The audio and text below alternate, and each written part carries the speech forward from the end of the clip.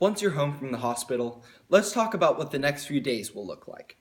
The main topics for us to talk about are swelling, pain, and everyone's favorite, personal hygiene. Your knee will be super swollen. This is completely normal and to be expected. Still, you want to help reduce your swelling as much as you can. This will help you regain mobility. One way to do this is to take ibuprofen as recommended. Be really careful to follow the correct dosage and timing, since medicine isn't something to mess around with. Take it as often as you should. This can help with pain too. Speaking of pain, I'm almost sure you'll leave the hospital with a prescription for some sort of pain medicine. I guess I'd just say, don't take the medicines just because you have them. Evaluate your real need and only take what you really have to. You might be surprised how manageable your pain is with ibuprofen, and this could save you from big problems down the road. Another great way to help manage your pain is with an ice machine. Lots of different ones are out there. Your surgeon should be able to hook you up with a good one that's hopefully also affordable. In my opinion, it's definitely worth the cost. Basically use it all the time. For the first week or so after surgery, I iced my knee with it almost 24 hours a day.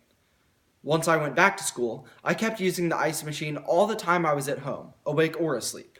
I gradually weaned off using it, but I think it helped my pain and swelling more than anything else. If you can't get an ice machine, be very diligent about using ice packs. The more of this you do, the quicker you will progress in physical therapy.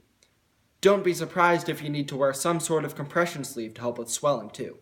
These can be a real pain to get on and off, and I did not love wearing mine. But once again, follow your doctor's or therapist's instructions with this. Having a backup compression sleeve means that you can wash one while still wearing the other. A clean sleeve is great because, well, they really start to stink. Trying to take a shower after ACL surgery makes you realize that you used to take this ability for granted.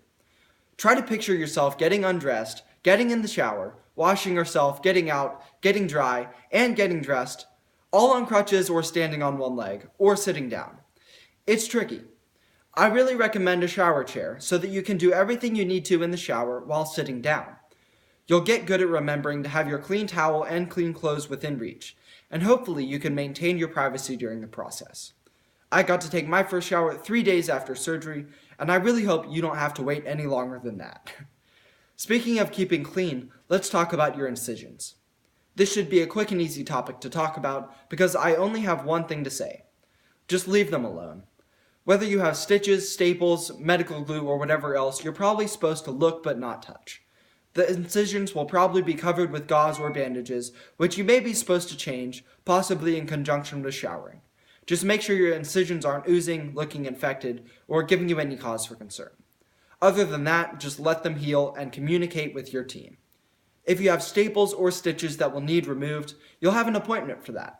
No matter what, someone on your medical team, maybe your surgeon, maybe a nurse, possibly even your physical therapist, will give you instructions about your incisions as time goes on.